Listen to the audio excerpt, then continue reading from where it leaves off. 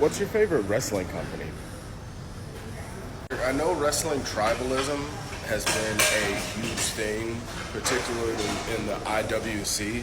So I'm just kind of wondering, what's your favorite wrestling company and why?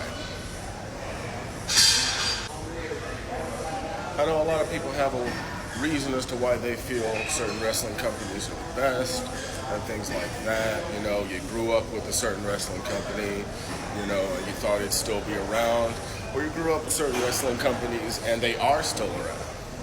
I've been a fan of several wrestling companies in my lifetime, but for me, I think it's pretty much safe to say that I'm just a huge fan of pro wrestling in general.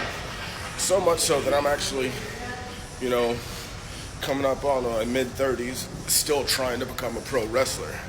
Even though I haven't been to a class in a couple of years, I still think that the sport of pro wrestling and what pro wrestling evokes in everybody is really important. Obviously, it's going to be one of those situations where, you know, you don't have to have been around during the company's heyday. You know, the internet makes it possible to watch old school pro wrestling at the touch of a button and the enter of a search bar. Wrestling companies that aren't around anymore, like Lucha Underground, that was on the El Rey network, was one of my favorite pro wrestling TV shows when I was younger. You know, you have pretty much old school meeting new school, and it made it a legitimate TV show, which was really cool. It was like an episodic adventure, but without like the normal constraints of being a pro wrestling show.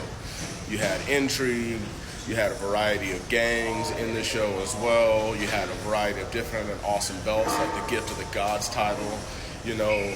And then of course you had pro wrestlers who are now household names on that show. You had Ricochet as Prince Puma, which was really awesome. He was a luchador. You had basically Io Sky as a part of the Black Lotus Triad, even though she's Japanese, which is also really weird.